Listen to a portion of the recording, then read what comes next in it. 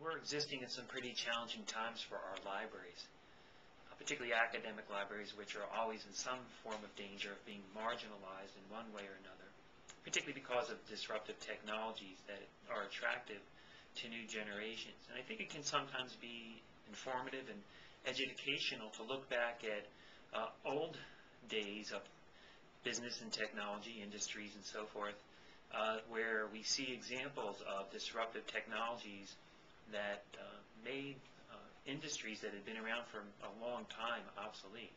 And one interesting example that I came across recently that I hadn't been that aware of was the shipping industry back in the 19th century. You know, for hundreds of years, the dominant form of transportation on the seas was the sail ship.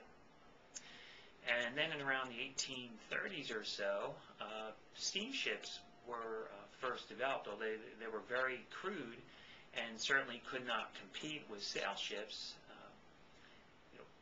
It took quite some time for that steamship technology to evolve. In fact, if you fast forward about 40 years or so into the 1870s, steamships started to become a little more dominant, although certainly at that time sailing ships were still by far the dominant way to ship your products over the seas.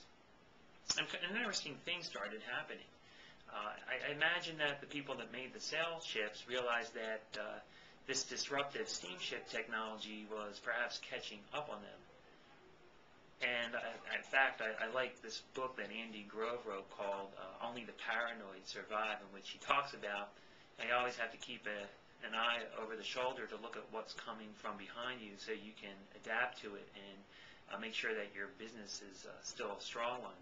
And I imagine that that's what happened to the sail ship folks. Maybe it was their inflection point in their business.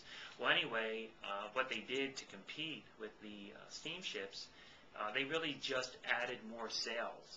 So they added more masts, they added more sails, they maybe made the ships look a little fancier or whatever, but they didn't ultimately change the basic product very much.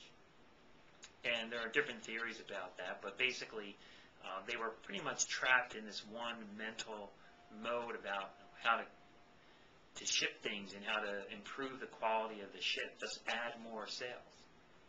Well, what happened is that the steamships got better and better over time, and by the 1920s or so, steamships were so good that they didn't actually need sails at all. For a while, they had an interesting model where they would actually put masts and sails on the steamship because it made people feel more comfortable about being on a ship. It was actually, perhaps in that time, a little hard for people to get on a ship with no sails, given that they had been around for so many years. And in fact, there were still some steamships that had a mast or two just for aesthetic reasons. They really served no purpose whatsoever. But I think that, as I think about that industry, we look at what's happening in the electronic books. We might see some similarities there in that right now e-books are basically it's supposed to look and feel like a book.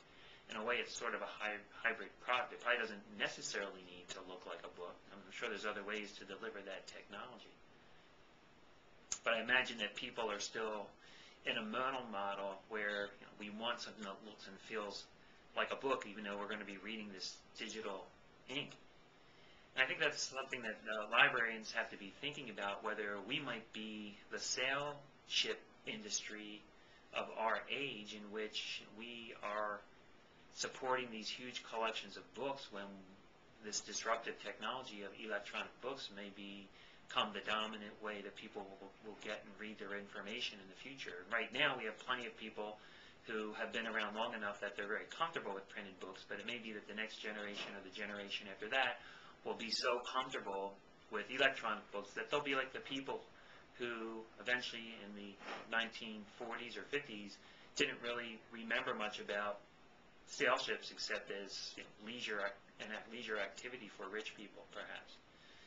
And so I think there's some good lessons to be learned about the need to pay attention to these disruptive technologies and how they can have an impact on what we're doing today, and how that should get us thinking about what we need.